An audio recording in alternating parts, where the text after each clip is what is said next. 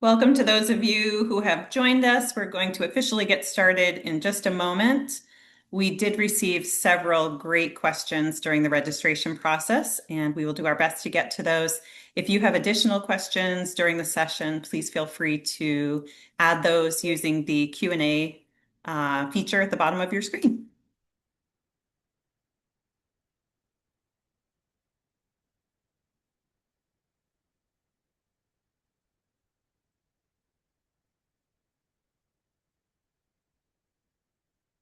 Okay, let's go ahead and get started. Hello and welcome to the Home and Energy Chats. My name is Heather Chandler and I am the owner and publisher of the Green and Healthy Maine Homes magazines. And every episode we chat with industry experts to help you learn about the latest in creating healthy, efficient, and sustainable homes. And today we are going to be exploring the future of home energy management and home energy storage and energy management. And I am thrilled to have an all-star cast with us today, Chuck Hayward, Andy Meyer, and Aaron Cartterfield. And I will officially introduce them in just a moment. But before I do, I want to say a special thank you to our annual webinar sponsor, Royal River Heat Pumps, a locally owned and operated company that is nationally recognized for heat pump excellence and 100% committed to the highest standards of quality installations, service practices, and customer satisfaction. And you can learn more about them online at royalriverheatpumps.com. And now a little bit about us. Green and Healthy Maine Homes is dedicated to inspiring healthy, efficient, and future-ready Maine homes. In addition to these home and energy chats, we also publish the Green and Healthy Maine Homes magazine. We host a green home and energy show that happens in April each year in South Portland. And just last year, we launched the Green Home and Design Awards, and those take place in the fall. We just set the date for this fall, November 5th in Portland. You can learn more about all of these programs at greenmainehomes.com, where you can also find a directory of Maine home professionals who specialize in healthy, efficient, and high-performing homes. So now it is my pleasure to introduce our three panelists today. I will start with our most senior presenter, and I say senior only because he has been with us several times on the Home and Energy Chats, and that is Andy Meyer. He is the Senior Program Manager at Efficiency Maine. His responsibilities include residential water heating, electric vehicle off-peak chargers, appliances, and batteries. And he has been with Efficiency Maine for 17 years. He has 8 heat pumps at home, a heat pump water heater, an electric vehicle, and a whole home battery in his weatherized home. He has a bachelor's degree from Bowdoin College, and I'm so thrilled to have you back. Welcome, Andy. Thanks, Heather. It's good to be here. Next up, we have Aaron Cartterfield, and Aaron is the Director of Business Development at Maine Solar Solutions, where he has helped Maine homeowners and businesses go solar for the past 10 years. Before joining Maine Solar Solutions, he served as a senior site surveyor and PV installer at Solar City and at Tesla Energy. Aaron holds a degree in physics from Kalamazoo College, and he earned his NABCEP PV installation and design certification. Oops, I just lost my notes. One moment. Along with advanced solar and battery certifications through Solar Energy International. Welcome, Aaron. I'm so thrilled to have you here with us today. Thanks for having me, Heather. And last but not least, we have Chuck Hayward, and Chuck is an EV infrastructure designer and analyst at Revision Energy, a local employee-owned company on a mission to make life better with EV charging, solar, heat pumps, and battery storage. Chuck has designed 70 commercial EV charging sites across New England. He has been driving electric for 3 years, and he uses his EV to power his home through outages, and I'm excited to learn more about that today too. So welcome, Chuck. Thanks, Heather. As a reminder, if you have questions during the presentations, please feel free to add them using the Q&A feature at the bottom of your screen, and we will do our very best to get to them. And so Chuck is going to kick us off today, kick off our presentations, talking a little bit about backup batteries, in general and also how to use an EV as a backup battery. So take it away, Chuck. Thank you. Thanks everyone for joining this afternoon. Kind of covered this in my bio, but I'm with Revision Energy. We're a 100% employee-owned company and a certified B Corp. Our headquarters is in South Portland, and we also have a branch in Montville. I know this is Maine focus, and then we have some also in New Hampshire, Massachusetts as well. Oh, all right, there we go. Okay, so work we do. We're most well known for our work with solar, but we also do heat pumps, EV charging, which is what I do personally, and battery systems, as well as community solar, member-owned community solar, which is what MOX stands for there. So if you like that in a diagram, a little diagram kind of all those technologies integrated into a home here that we like to share. But for this session, we're specifically going to be talking about kind of the right hand side of this diagram with the battery storage and electric cars a little bit in there too. So, all right, so let's kick it off. Just a general intro to backup batteries. Backup batteries, are a lot like generators. They can either be portable, as you see on the one that's on the left there, or they can be a more built-in system. And there's lots of options of both of these. But just like you can have a portable generator, or there's kind of the fancier built-in ones that have higher power and things like that. Those are connected to your home, usually through a transfer switch. So if you've got a portable generator, you're probably familiar with the transfer switch like the one on the left there. That allows the generator, or in this case, backup battery, to input into your panel and power your home. The other option, here we see a revision installed system that has these two Franklin batteries kind of in the lower right there, and then the equipment that ties that into the home's energy, as well as the solar inverter and everything there. So there's a lot of equipment. I think there's actually a generator transfer switch on this house too. So lots of electrical equipment. Make sure you're never without power in that case. The nice thing, the difference with backup batteries compared to generators is that they do everything that a generator do, but you're not out there worried about pull starting it, especially in the snow, refilling it. You're not worried about fumes, as you see the fan blowing them away, or the noise that is created by generators, which I'm sure if you have any neighbors that have generators, you're definitely familiar with that. And the lengths people go with to build shields for that noise. Backup batteries do this silently and quite a bit more conveniently. So, beyond those things, what's the benefit of having a backup battery, right? You get the emergency power just like a generator. However, it also adds things like you can get utility savings through things like load shifting or time of use rates to use energy when it's less expensive. You can do demand response programs and save yourself some more money. And I'm going to keep those for Andy when he talks later. He's going to get into those in more detail. And it also enables you to do islanding so that your solar can still work if the grid goes down, if you do have a solar system installed at your house. So it adds all these benefits that generators really don't allow for in the same way. Again, works kind of like a generator. There's lots of different options that are sized based on what you want to power in your house and how long you need to power it for. So to go back to this example, these Franklin batteries, this provides up to 10 kilowatts of power or 15 kilowatt hours. So 10 kilowatts is a pretty good amount. That's more than most homes will need, unless you have a lot of heat pumps like Andy with his 8. It might be over 10 kilowatts when it's really hot or really cold. But this system, could provide backup power at full power, that 10 kilowatts for about an hour and a half. Other thing that's cool is, putting EVs into this equation. EVs are giant batteries, right? So in theory, you should be able to use them to power things. This is a picture of my EV here. I have one that does have that generator ability to it, and you see it's powering an electric grill there. So I use this when I'm camping, power it off the car. When it's at home, I can just power it off of a regular circuit, but use that the same way that you would use, to grill anything you want to make, burgers, red hots, right? We're in Maine, if that's your thing, whatever you want to grill with it. Some more examples of how that works with the backup battery on the left there. That's a close-up of like the adapter that you can use with some cars. Notice it's just a single outlet, whereas the pictures on the right in the middle there are actually from a Ford Lightning, a big truck. And you notice they have multiple outlets in the front, in the lower right there. That's the front of the truck, and then the middle is the backup or sorry, in the back of the truck, and you'll notice that's like a generator outlet on the top there, a high output, high power outlet that's similar to what you see with generators.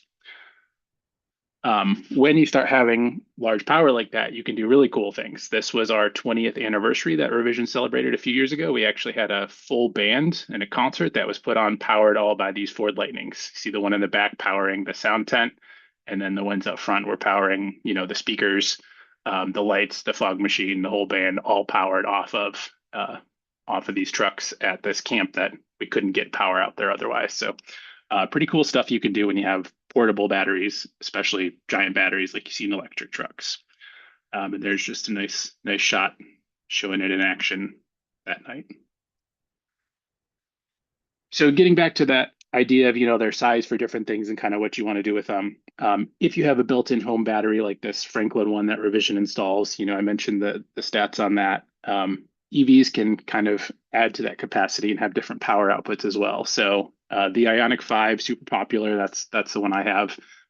You'll notice that the output power, that 1.8 kilowatts, much lower than the 10 kilowatts you see with the built-in battery. However, the capacity of 77 kilowatt hours is quite a bit larger.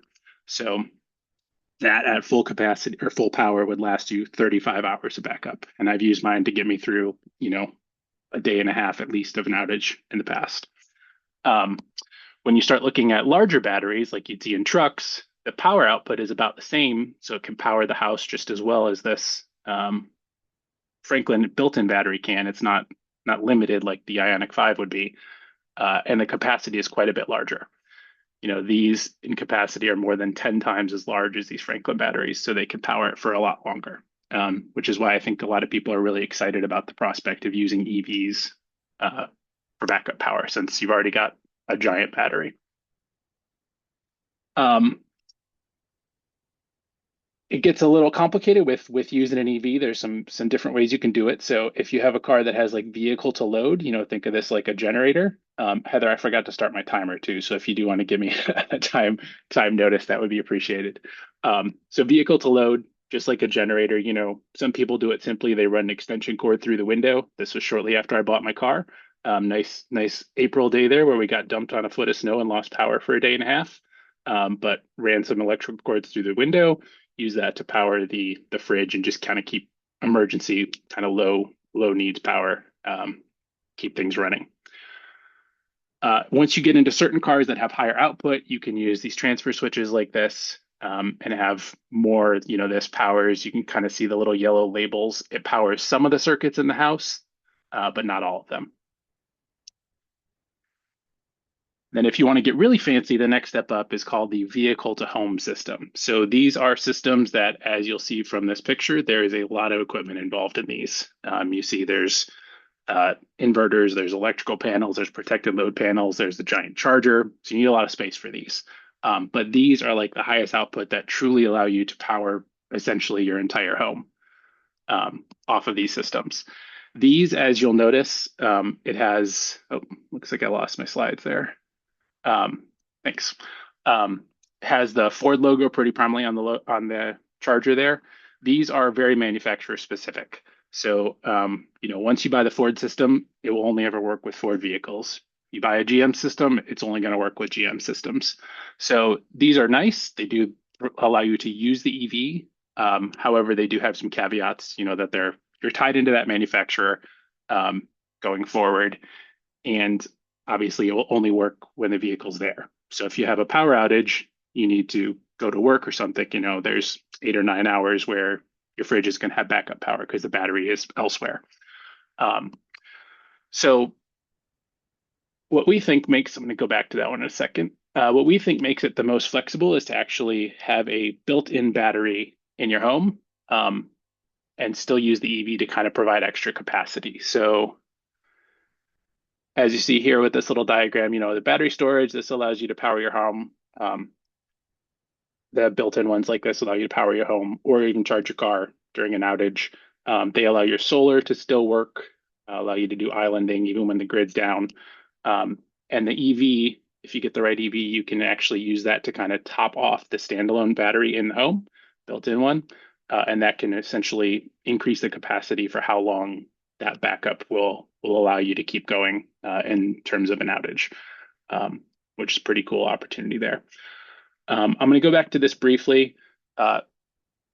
There's a lot of nuance in this about what vehicles can do this. I'm just going to pop this up there so everyone can kind of take a look, and we can, I don't know if we're going to share these slides, or you're welcome to follow up with me if you have questions about specific vehicles.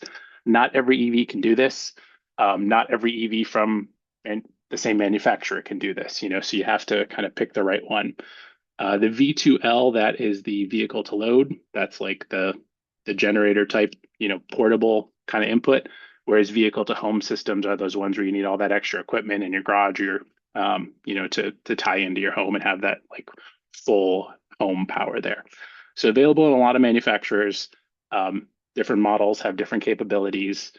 You might need an adapter. You might need some new, equipment installed in the house, but there are a lot of options out there. And if this is something you're interested in, I'd encourage you to really kind of learn more about it and the specific vehicles that you might be interested in there. So going back to kind of pairing an EV with that standalone battery storage being the most flexible, the reason I think it gives the most flexibility is because, if it's paired with solar, it can last indefinitely. The solar tops up battery, and then you use the battery through the night.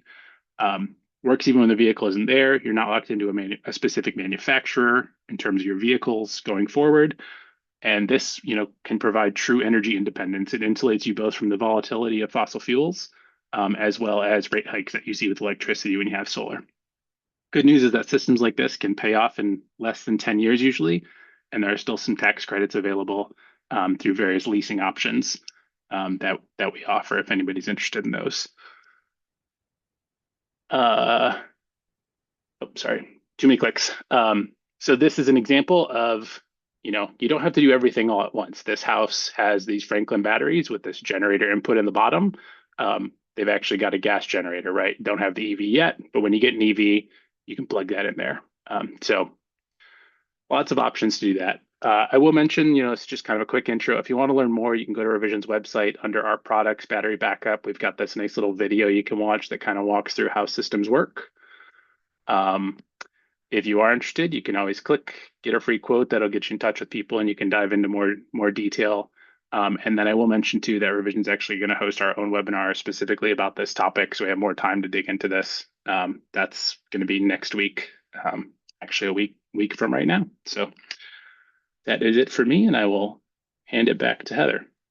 Great. Thank you so much, Chuck, and thanks for mentioning the session next week, because I think there will be a lot of questions on that. There's a lot of information there.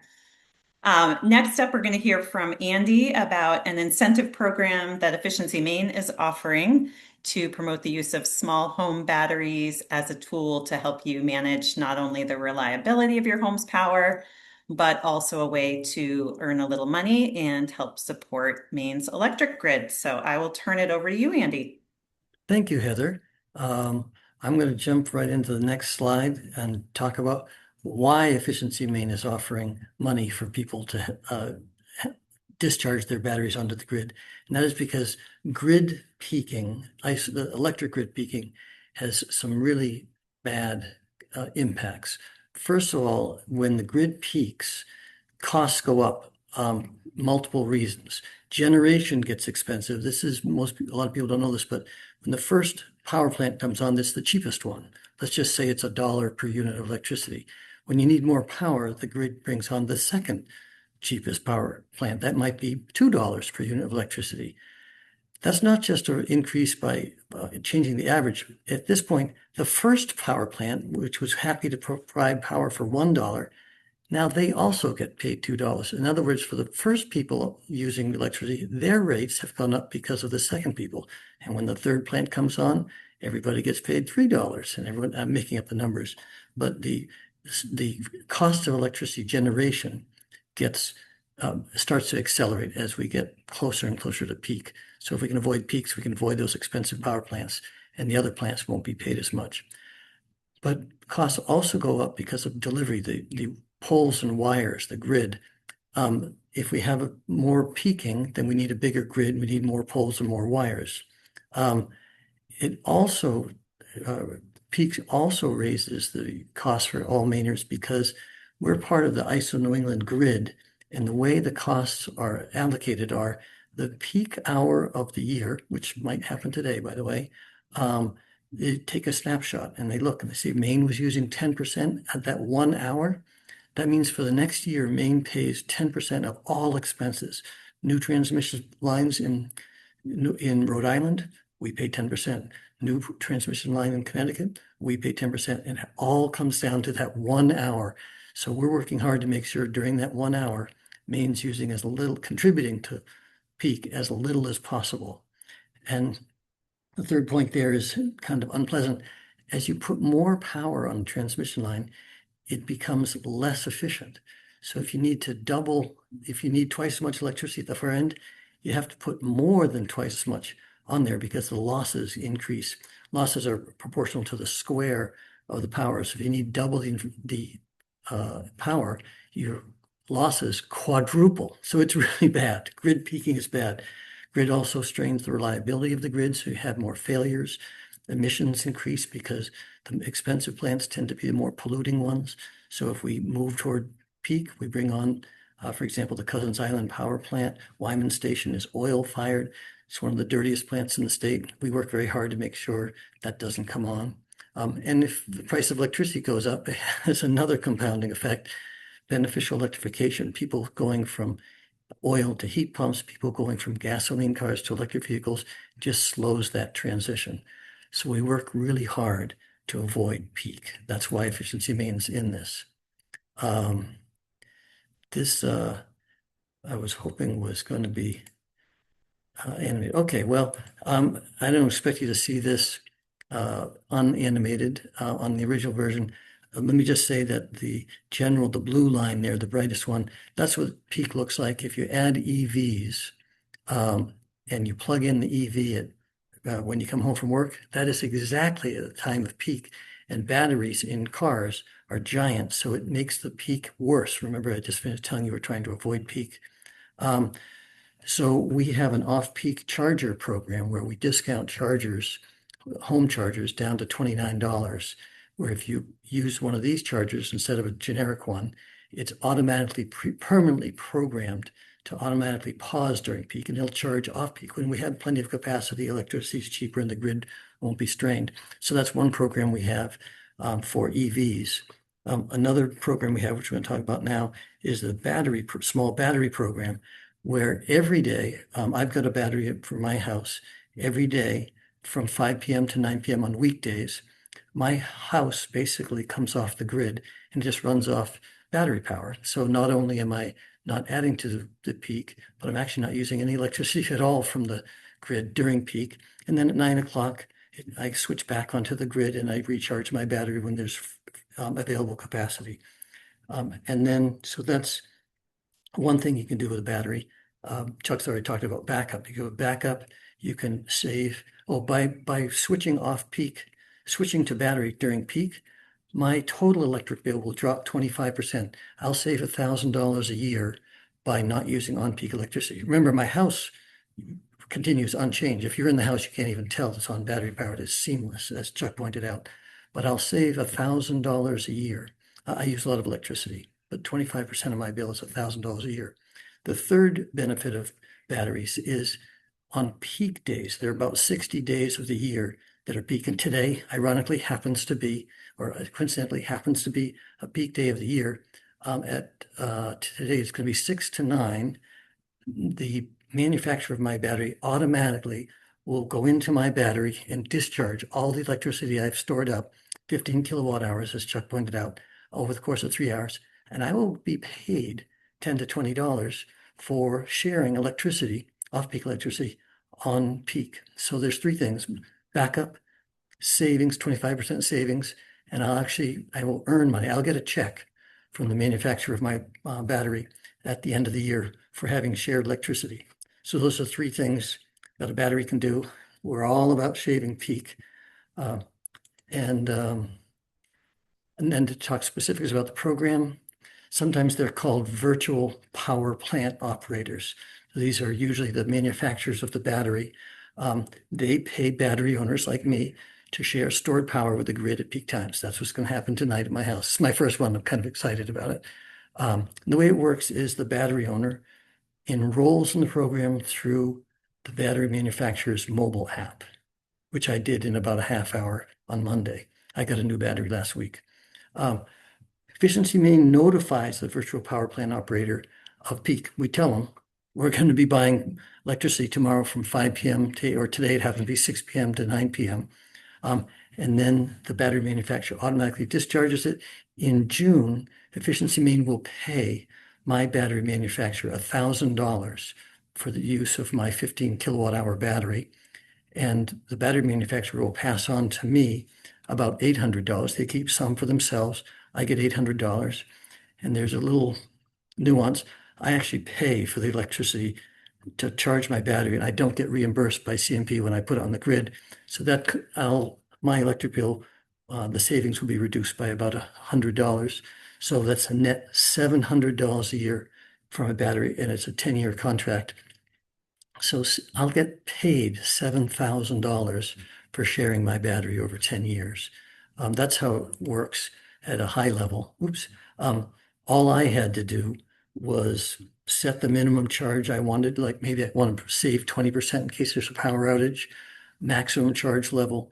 And there's an option I didn't take, but there's on-off sliders. You could say if there's a storm event coming, I don't want to participate. I want to keep the electricity for my house.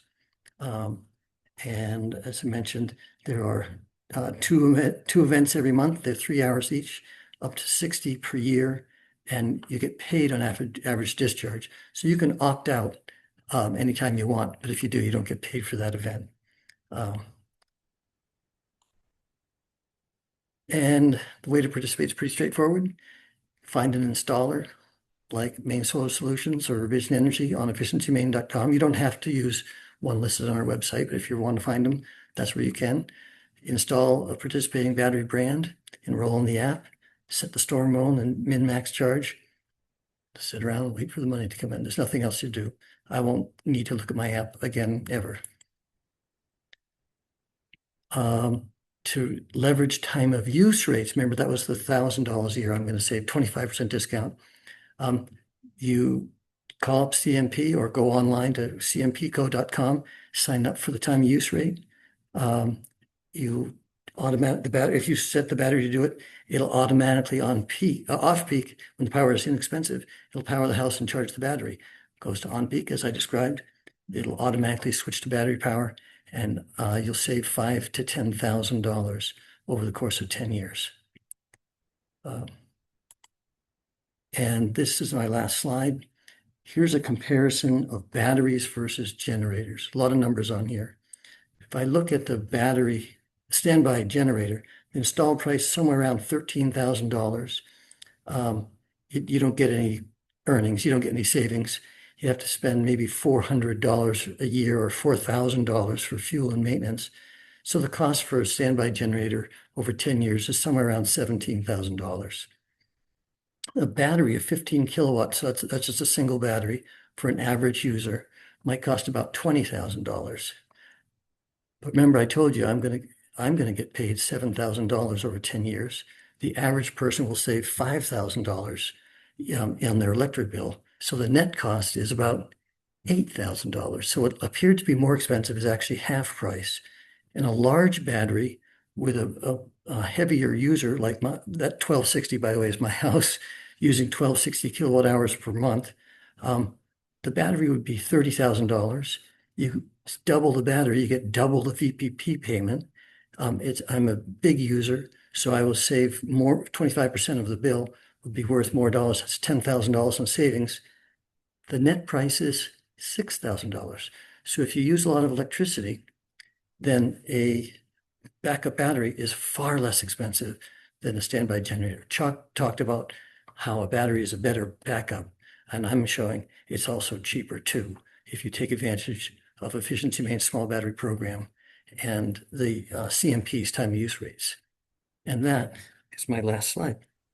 Thank you so much, Andy. That was very compelling, and I really appreciated the education about peak also and all the ways that it impacts costs that come back to our pockets and why we should care, even though it's probably not something that the average user thinks about very often. So I appreciated that. Next up, we are going to turn it over to Aaron, who is going to talk about the use of smart electric panels to help manage electric loads, which is increasingly important as our homes electrify with heat pumps and EVs and all the things. So I'm going to turn it over to Aaron. You guys, thanks for joining. Um, my name's Aaron. I work for Maine Solar Solutions. We work in concert with MSS Electric, which is the electrical contracting arm of our business. And we install things with that side of the business like EV chargers, but also like smart panels. So as Heather mentioned, there's a lot of electrification happening all across America, really, right? We're starting to heat our homes with electricity and heat our water, cook our food, and charge our vehicles. And the truth is that our electrical infrastructure in our homes are not really set up for all this electrification. Things are a little out of date in the average home.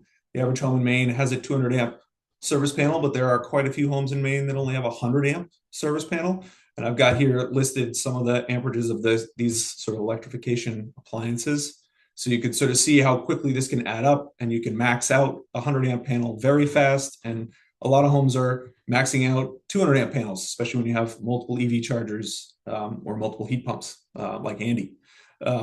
So that poses a problem. In a lot of cases, new homes are being built with multiple services or 400 amp services to combat this problem.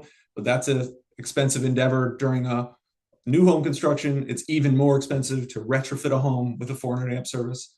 And that's sort of the problem that smart panels offer to solve. One of the big things, one of the best ways to sort of think about a smart panel is that it's acting like a traffic cop in your home. So you've got, you actually replace the smart panel itself, or the old panel itself, the dumb panel, if you will. And you make it so that you can program which loads are on when there's loads that are going to sort of like cause you to go over the amp limit of your panel. You can shed those loads down, so you can, turn off the hot water heater or something like that. Smart panels are also very useful in managing loads during a time of use event or a battery, an outage event, similar to the stuff that Andy was talking about. If you're trying to sort of like make sure that your battery can get you through that time of use time, get you to 9 p.m., right? The smart panel can do that automatically for you, sort of watching the state of charge in the battery and making sure that it kicks off the right loads at the right times. So maybe your heat pump isn't running for a couple hours, to make sure that you don't pull any energy from the grid and pay the sort of higher time of use rate. All of this is to say that it can avoid these massive upgrades as well, right? So the average 400 amp service costs, I think, between $3,000 and $6,000 to install. So one of these smart panels can save you quite a bit of money on that end of things. But I want to jump into a couple of real life examples, right? So in the first one here, you can see, classic outage scenario. You want to power your fridge, lights, and heat pump maybe for a couple hours out of the battery. If you drop the heat pump, you can get a lot more than 2 or 3 hours, but that's a classic outage scenario. But if you have an EV charger or water heater and you don't have a smart panel, those loads are going to run right through the outage, and you're going to drain the battery. Sometimes we've seen in closer to a half an hour or 20 minutes with an EV charger running. So a smart panel can shed those loads immediately. It's got a lot of sensors. These sensors sort of like monitor the grid. They also can monitor your solar output, right? And sort of balance all of those things and tell you what can keep running. The second example here is sort of a classic example of a breaker tripping. If you talk to an electrician who isn't savvy with smart panels, this happens quite a bit these days when you have multiple EV chargers on one household. 2 people come home, plug in their EVs, and the breaker pops on the main service panel and power goes out in the house. So a smart panel can throttle those EV chargers back and make sure that they're staying underneath the 100 amp or 200 amp limit in the panel. And eventually the cars get charged and all the loads stay on in the house. And then there at the bottom, you just see that it's sort of laying out that cost again, right? The classic electrical answer here is to increase the size of the service.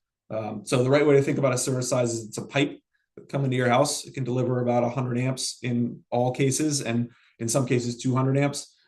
So if you need more power, that pipe's got to get bigger, and that can cost quite a bit of money to either go up to a 200 amp service or to a 400 amp service. And smart panels, although expensive as well, right? Smart panels can cost between $3,000 and $5,000 as well. It sort of gives you all this utility and spending that money in a way that's going to get you more out of the product. So I just want to make sure we go through again, sort of this fits very well into the presentations we've been hearing today. Smart panels are very useful when in concert with solar backup, battery backup, or generators, and EV chargers, either an EV charger that's not acting as a generator or one that is. The smart panel just sort of acts to manage those loads and make sure that you're getting the most out of those products. But there are a lot of cases in which smart panels are sort of not useful, right? As I said, they're expensive to install. There are other options. We also install something called a Lumen Smart Panel, which is a smaller, more cost-effective version of this, but only for some loads on the panel, not all of them. If you don't have EVs or heat pumps, it probably doesn't make sense to get a smart panel, even if you've got solar and a battery. But in those cases, there's lots of edge cases. Feel free to reach out to a company like ours or like Revision Energy that can help walk you through when these panels make sense. And if you're interested in contact information for Maine Solar Solutions, here it is. We're happy to chat with anyone about smart panels or solar, batteries, EV chargers. Thank you so much. Wonderful. Thank you. I wonder if somebody could answer the question of why are we electrifying? I think we all, it kind of is second nature to us and probably many people on the call, but just in case there are folks who are asking that question, what's driving our home switch to electrification? Do you want to grab that one, Aaron? I think Andy actually did a great job of teeing that answer to that question off with his graphs.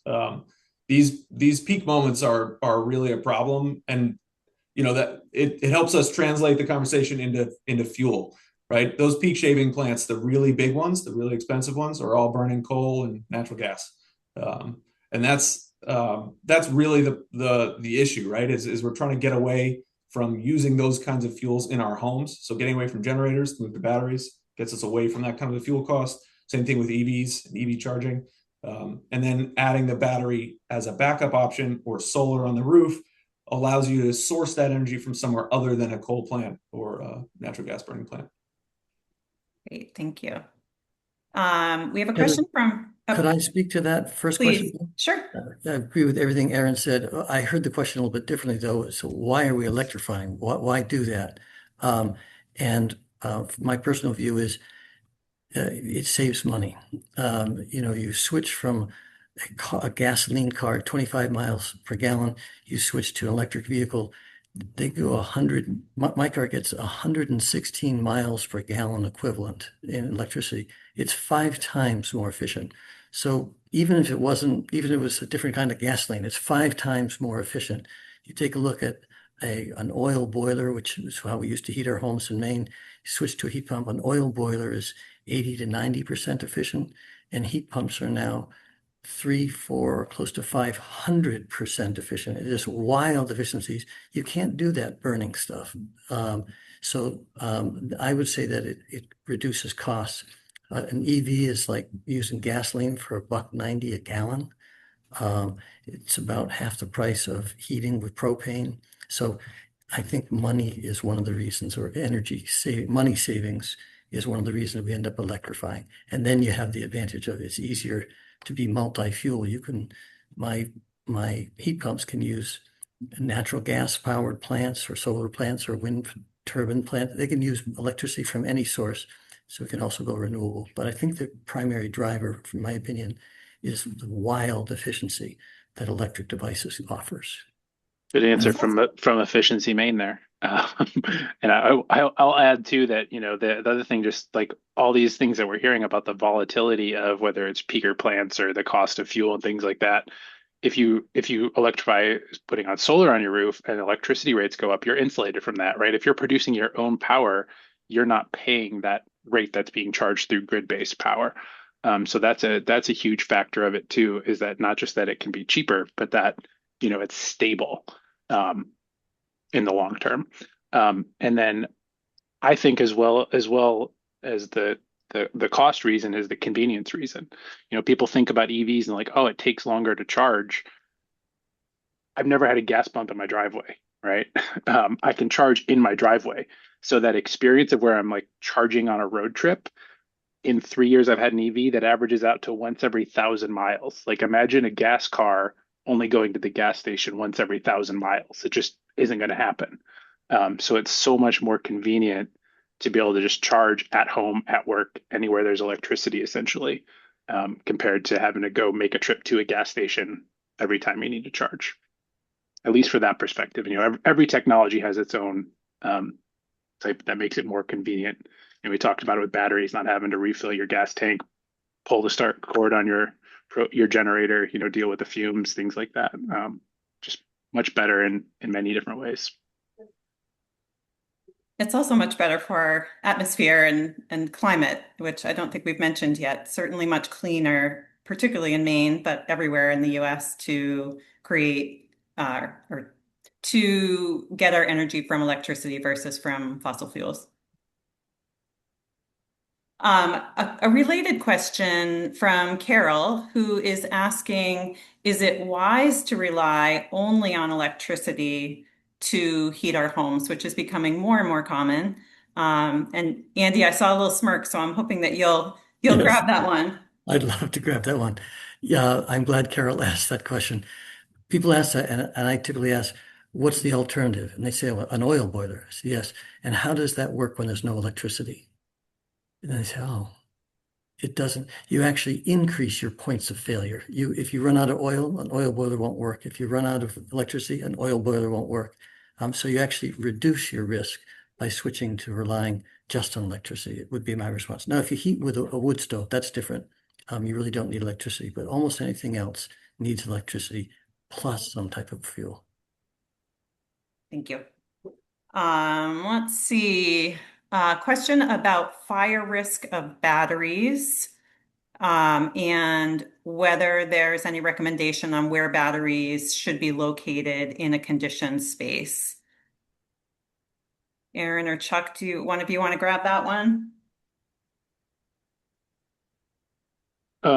Sure, I can say, there's lots of requirements, whether it's fire code, National Electric Code. There's all kinds of things like that that any qualified installer can help you decide, where to put it, whether it's inside or in the basement or in the garage. There's different situations, wherever. The other thing that I'll mention, just in terms of fire risk about batteries, is that batteries are far, far, far, far less likely to actually have a fire than a fuel-based system is, right? Like fuel relies on fire. Like things can go wrong. You have a giant tank of oil sitting in your basement if you have an oil boiler. These are all fire risks as well.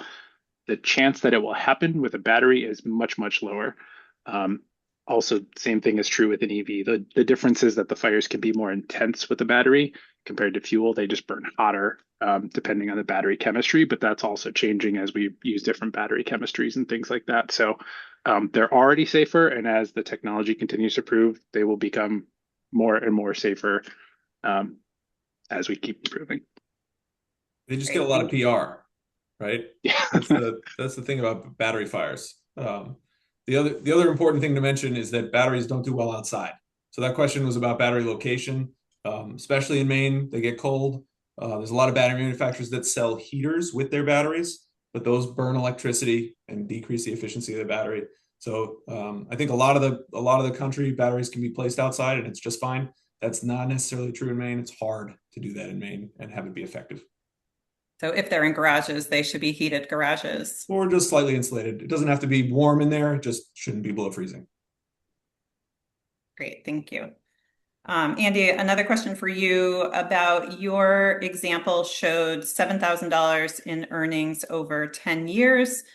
Question is, how do we know that that program will still be around in 10 years? Oh, I'm glad you asked that.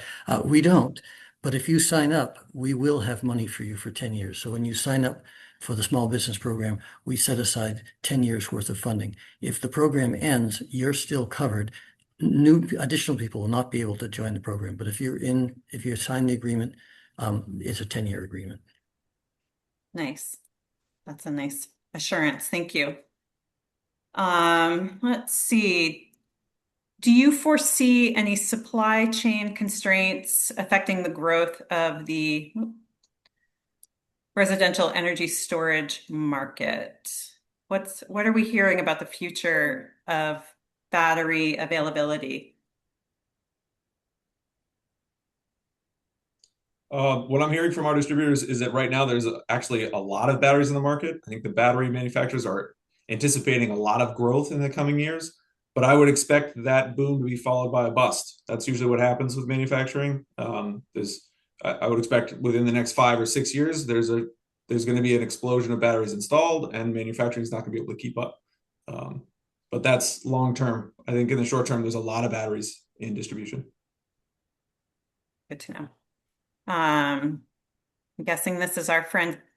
Oh, it's Kate. This one's from Kate. When I checked a few months ago, there were no battery manufacturers in the VPP program. Are there some now? And do you anticipate more joining? I could talk to that. Looking at our small battery program right now, we have the program's brand new. We now have 10, including Tesla joined on Tuesday. So we have 10 brands participating in the small battery program. Thank you for asking. That's a lot of choice. Thank you. That's a lot of choice. What's the expected lifespan of a backup battery, and what sort of degradation in performance is to be expected? Is it similar to EVs? Is it different? Chuck, do you want to do that one? Sure. Um, like Aaron was saying, batteries don't like cold. They don't like extreme temperatures. So backup batteries, the fact that they're in conditioned space usually, or at least protected, and they're not going through a lot of temperature extremes is actually good for the longevity of those batteries. I think most people are worried about battery capacity because we think of our cell phone batteries, or like old laptop batteries that lose capacity, but those are also subjected to a lot of heat being stuck in your pocket or having the fans, not being able to get heat out of them. So it's the heat that really affects those, which does not really matter as much for these backup batteries. So that is taken away, like that big cause of battery degradation. Expected lifespan, I think I don't know what the warranties are on a lot of the various manufacturers, but 10 to 25 years like solar, I think is reasonable. You might see some degradation over time, but really what that's going to be is capacity, so instead of your outage power lasting for 3 hours, maybe 10 years from now it lasts for 2 hours and 50 minutes. There might be a slight reduction in capacity, but it's usually not pretty significant, and I would assume it's probably a lot like some of the older EVs that are out there that have been, put in a lot of miles and see very little degradation, even though they've got 300,000 miles on them. So I think it's will last for a very long time, and definitely enough to pay for itself in terms of the incentives and the savings you can get through like time of use rates and things like that. Yeah, The peace of mind you have. Sorry, I just want to chime in with some numbers from some of the most reputable manufacturers. Tesla has a 10-year warranty. They allow for 30% degradation over that 10-year period, so you're sort of guaranteed 70% capacity. Franklin guarantees 70% capacity after 12 years. I think most batteries are falling in that range of like 10, 12, 15-year warranties. But that doesn't mean the batteries aren't going to work well past the warranties, right? And I think that we're going to see that the percentage sort of degradation decrease significantly after the first 5 to 7 years. But the truth is, we don't know yet, right? We don't know how this is going to work, really, right? These are relatively new manufacturers.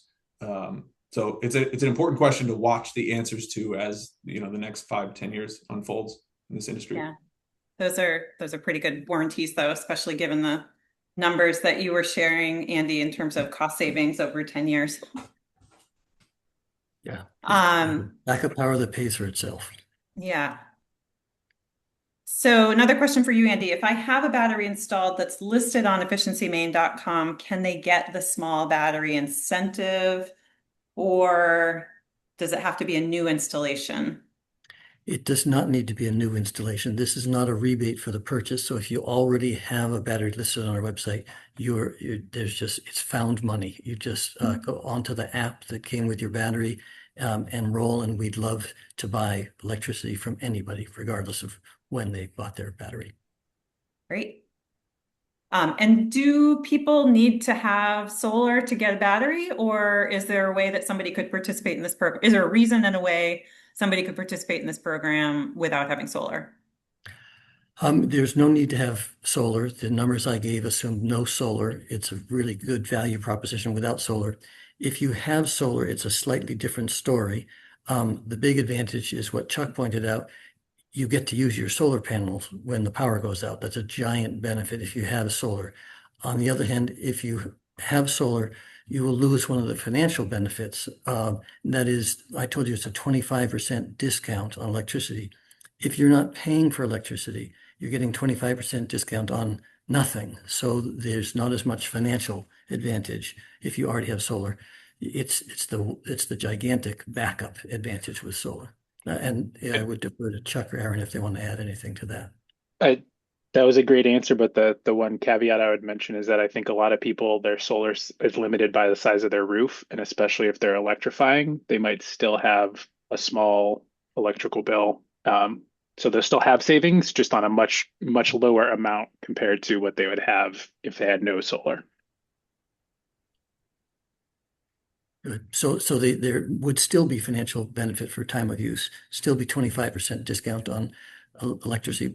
And if you're using half of your electricity as solar, then you would get half that benefit. Yeah, thank you, Chuck. That's a good point. I did see one of the questions that came up too is whether or not Versant offers this as well. I think that came up when Andy was giving his session. And that I will mention that the time of use rates, I don't think there are any residential time of use rates in Versant territory, but you could still qualify for the battery incentive, correct? The small battery would still be the same advantage, unchanged. I have seen actually that Versant does offer time use rates. They're different. There's a much broader peak window. It's like 13 hours. So you might need a bigger battery to dodge the whole thing. But there are the most attractive and easily actionable is central Maine powers. Good question. And so how do these programs work with net energy billing? So with credits, like, is there any change to how does that factor into the financial equation if you have solar and you rely on getting credits? You want me to? What's that? Do you want to do that one, Aaron? That was for Andy, as far as I'm Okay. concerned. Okay. All right, I'll talk to that. So remember, I was talking quickly, but I said that I'd get $800 a year from my battery manufacturer. And then I said, but if you take away the $100 I have to pay for electricity to charge, it's $700. I just kind of quickly went in there. I did include it. Well, if you have solar and you take $100 worth of electricity, put in your battery, and you discharge $100 worth of electricity onto the grid, and you have solar, you do get a credit for that. So you don't have to deduct that $100 that I mentioned. So the net energy billing is nice because you get reimbursed for power you put onto the grid if you have solar and net energy billing. Okay, interesting. Let's do a time check here. I think we have time for a few more. Let's see. I think we covered this, but they're asking if there are rebates still available and will wind power ever qualify? So Andy, I think that's also for you. We're taking a fundamentally different approach with the battery program. Instead of paying people to buy a battery and hoping that they contribute electricity, we're doing the opposite. You buy it on your own, and if you contribute electricity to the grid, we'll pay quite generously, but we're paying for performance as opposed to helping you buy a battery. So we don't have rebates for batteries, but you saw you can get, I'm expecting to get $7,000 for my battery when I contribute electricity. And as far as wind, I couldn't speak to that. We are the renewable energy rebate people. We don't have rebates for wind. And I don't know that we have plans in the short term anyway for offering them. Okay, thanks. This question goes back to a conversation we were having just a few minutes ago, but about backup battery warranties. They are asking if they are impacted by participating in a VPP program due to increased cycling and potential for greater battery degradation. So yeah, that is sort of where that's where the warranty saves you, right? So there is no limit on the number of times that you can cycle your battery inside of a warranty, or for any of the manufacturers that I know of. But if you were to do this with a lead acid battery system, cycling your batteries does damage to the batteries. And that is definitely true for lithium ion systems. It's going to cause degradation the more you cycle your battery. But for 12 years, you're sort of covered on that. That's sort of how these warranties work. And there's very little information about what happens to how lithium ion batteries act after 10 or 12 years. So we don't really know how that cycling is going to affect a battery in the long run. Thank you. Yeah, just to that point that we don't really know, I have seen things lately that certain types of cycling actually help improve the lifespan of lithium-ion batteries. So I think it is still something that is being researched, and like we're learning a lot about the nuance of that as well. So it's a great point that the warranty covers you, but there's also still things to learn. Great. I don't think we covered this one yet. Forgive me if I'm asking it a second time. They are saying, what if I already have a battery installed, but it's not listed on efficiencymaine.com? Can they participate, Andy? We'd love for you to call your battery manufacturer and encourage them to join. We don't charge anything. We would love to buy electricity from anybody who can help us level the load on the electric grid. So be an active advocate and call your manufacturer and say, hey, I'm worried about you. Why don't you participate in this program? Nice. Someone's asking, how do they sign up for their utilities time of use? I think you covered that on one of your slides. Anything else you want to say about that? No, you can go to their website or call them on the phone. It was very easy for me. I am a CMP customer. They had to come out to my house and change out my meter. It was free change, and it took a couple of weeks. I can't remember how long, but they were super nice and didn't cost me anything to switch. All right. Someone is asking if CMP's time of use rates can save money without a battery. Yes, they can. Time use rates can cost you more money, or they can save you money depending on your usage. So you want to be careful. It's not just guaranteed cheaper rate. If you have an electric vehicle that uses a lot of electricity and you can shift that off peak, you can do a nice job saving money by switching to time use rate. Central Maine Power has an app if you log in, you have to your own account, they'll tell you if based on your past behavior by month, if you had been on time of use and had the same behavior, what would have been the best rate? You realize the big savings comes from when you switch to time of use and change your behavior and program your EV to charge off peak, or program your charger to charge off peak, or buy a permanently programmed off-peak charger like the one we discount. That's where the big savings come in. But time use without a battery can definitely save you money. Just want to add that a smart panel can do all of that automatically for other loads like heat pumps and hot water heaters and things like that. There's lots of ways to shift load. One last question, and then we do need to wrap, and that is that I have heard that there are some battery leasing programs coming online, much like there have been some solar lease programs coming online. So, Aaron or Andy, can either of you speak to that? Aaron, you want to go first? I mean, I think I know a little bit less than you do about it. I know that there is a program coming up. Company called Unity Energy Partners is working on something. I don't know much about it, but it's exciting from an industry point of view.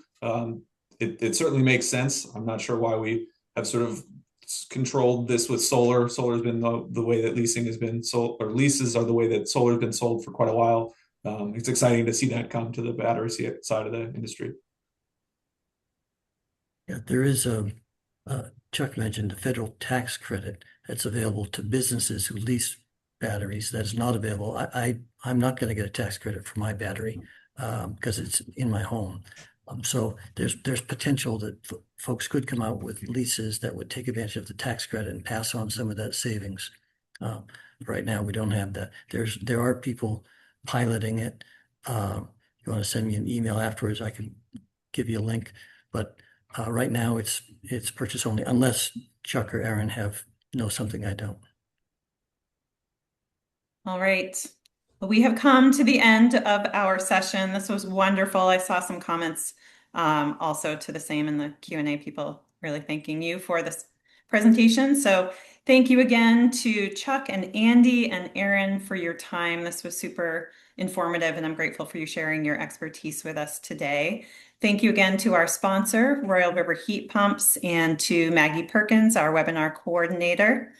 You can learn about future home and energy episodes, energy chat episodes, which we'll pick up again in September. We do take the summer off, but you can also catch up on recordings of all of our past sessions on our website, greenmainhomes.com, where you can sign up for email newsletter, follow us on Instagram, Facebook, LinkedIn, all the things.